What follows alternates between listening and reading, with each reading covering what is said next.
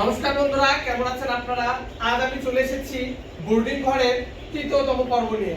আর আজকে আমরা কতটুকু খাবার দিয়েছি তা বলবো আপনাদের মাঝে। বন্ধুরা, আজকে আমি খাবার দিয়েছি একটা বাচ্চার জন্য 8 গ্রাম। কেন 8 গ্রাম দিয়েছি? আমরা বলেছি এর আগের ভিডিওতে যে আমরা সবসময় 5 গ্রাম ধরে থাকবো, আর বাচ্চার বয়স যত হবে তার সাথে 5 যোগ করব। তো বাচ্চার বয়স আজকে 3 দিন, 3 আর 5 8। এই 8 গ্রাম খাবার হচ্ছে একটা বাচ্চা খাবে একদিনে। তো এখানে 100 বাচ্চা আছে, তাহলে 800 গ্রাম খাবার হবে। এই 800 গ্রাম খাবার আমরা 6 বারে ভাগ করে দিব, তাহলে কত করে গ্রাম করতেছে তা আপনারা ক্যালকুলেটর করে নিয়ে নেবেন। আর এটা 6 বার দিবেন। আর সকালবেলা হচ্ছে যে দিবেন আপনারা হচ্ছে লাইসোবেটের পানি, অর্থাৎ 3 দিন লাইসোবেটের পানি দিতে হবে। 1 লিটার পানিতে 1 গ্রাম লাইসোবেট। আর এটা আপনি শুধু সকালেই দিবেন। 100 বাচ্চার জন্য 1 লিটার পানি যথেষ্ট। আপনি শুধু সকালবেলা লাইসোবেটের পানিটা দিবেন।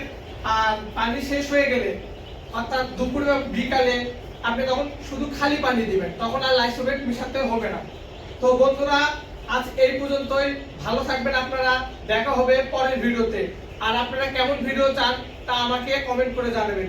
ধন্যবাদ।